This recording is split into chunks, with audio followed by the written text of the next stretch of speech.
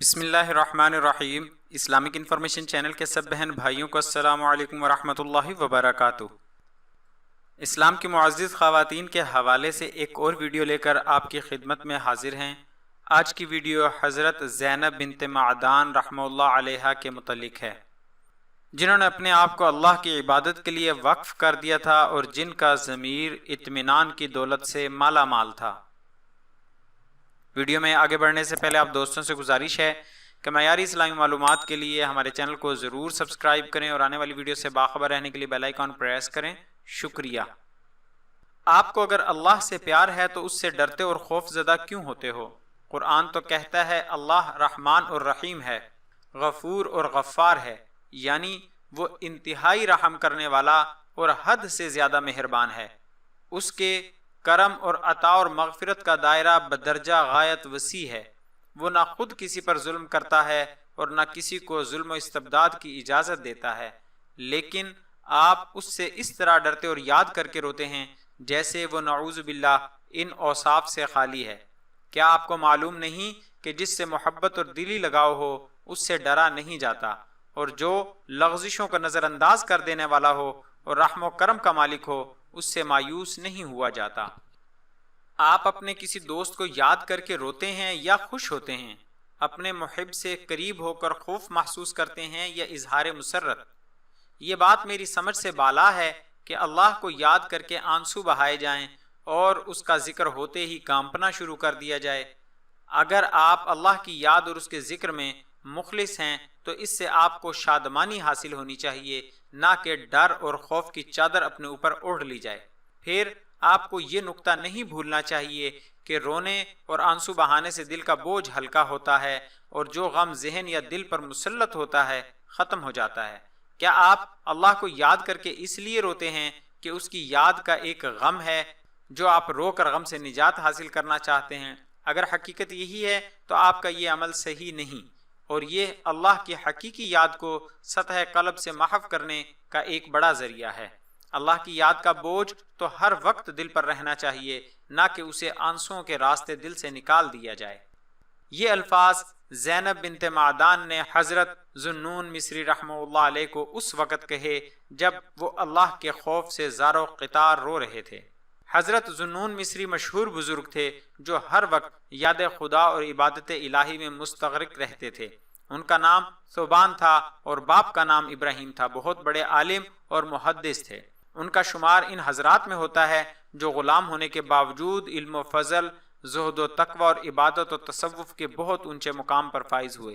اسی لیے مصری کہلائے کہ مصر کے ایک گاؤں احمیم کے رہنے والے تھے جہاں حضرت امام شافعی رحمہ اللہ علیہ کا مزار ہے۔ انہیں ذوالنون اس لیے کہا جانے لگا کہ یہ ایک مرتبہ کشتی میں سفر کر رہے تھے۔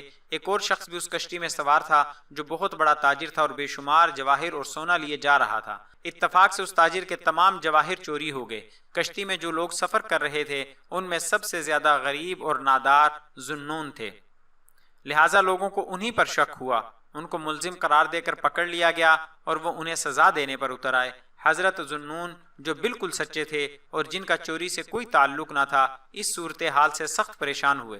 انہوں نے حالت اضطراب میں دونوں ہاتھ آسمان کی طرف اٹھائے اور خدا سے درد مندانہ الفاظ میں التجا کی، اے اللہ، تو حقیقت حال کو اچھی طرح جانتا ہے۔ ان الفاظ کا زبان سے نکلنا تھا کہ بہت سی مچھلیوں نے پانی سے باہر سر نکالے اور سب کے منہ میں ایک ایک موتی تھا، اور وہ یہ موتی حضرت ذوالنون کی خدمت میں پیش کر رہی تھیں۔ انہوں نے یہ موتی مچھلیوں کے منہ سے نکالے اور مسافر تاجر کے حوالے کر دیے۔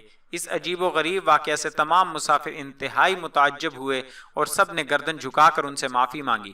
عربی زبان میں نون مچھلی کو کہتے ہیں، اسی بنا پر لوگ آپ کو ذوالنون یعنی مچھلی والا کہنے لگے۔ یہی لقب ان کے اصل نام ثوبان بن ابراہیم پر غالب آ گیا۔ حضرت ذوالنون رحمہ اللہ علیہ کے زمانے میں حضرت زینب بنت معدان ایک بے حد نیک خاتون تھیں جو تصوف کے نہایت باریک اور عمدہ نکات بیان کرتیں اور ایسی ایسی باتیں کہتیں جو بڑے بڑے صوفیاء کو بھی نہ سوجتی تھیں۔ یہ اکثر حضرت ذوالنون مصری سے ملتی اور ان سے مختلف مسائل پر بحث کرتی۔ ذوالنون ان کی باتوں سے بہت متاثر ہوتے اور ان سے گفتگو جاری رکھنے کی التجا کرتے۔ تاریخ کی کتابوں میں مرقوم ہے کہ زینب کا ذہن اللہ کے انوار و تجلیات سے بھرپور تھا ان کے قلب کی دنیا نیکی اور صالحیت سے آباد تھی، ان کا ضمیر اطمینان کی دولت سے مالا مال تھا اور انہوں نے اپنے آپ کو اللہ کی عبادت کے لیے وقف کر دیا تھا۔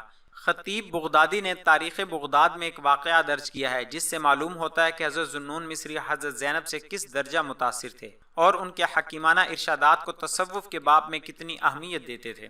خطیب بغدادی ان دونوں کے ایک مرتبہ کے باہم سوال و جواب کے بارے میں لکھتے ہیں: زینب، آپ کہاں سے آ رہے ہیں؟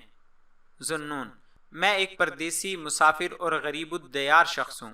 زینب: بڑے افسوس کی بات ہے، اللہ کے موجود ہوتے ہوئے بھی آپ غریب الدیار لوگ پائے جاتے ہیں۔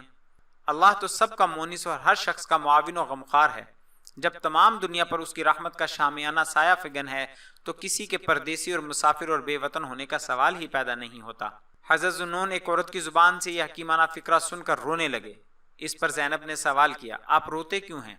ذوالنون: میری بیماری کے لیے جس نے ایک ناسور کی صورت اختیار کر لی تھی بہت جلد دوا مل گئی۔ زینب: اگر آپ سچ کہہ رہے ہیں تو روئے کیوں؟ ذوالنون: کیا سچا آدمی نہیں روتا؟ زینب: نہیں۔ ذوالنون: کیوں؟ زینب: اس لیے کہ رونے اور آنسو بہانے سے دل کو آرام ملتا ہے اور اطمینان نصیب ہوتا ہے، اور گریہ و بکا کے لیے امن اور راحت کا باعث ہے۔ دل کا راز مخفی رکھنے کے لیے اس سے زیادہ فائدہ مند کوئی صورت نہیں کہ انسان آہو زاری کو دل کے نہا خانے میں چھپائے رکھے۔ آنسو بہانے سے دل کا بوجھ ہلکا ہو جاتا ہے اور دل کی یہ راحت اور سبک باری اصحاب عقل اور اہل قلب کے نزدیک ایک بہت بڑی کمزوری ہے، اور اولیاء اللہ کا فرض ہے کہ وہ اس کمزوری سے دامن کشاں ہوں۔ حضرت ذوالنون زینب کی یہ بات سن کر بہت متحیر ہوئے اور غور و فکر میں ڈوب گئے۔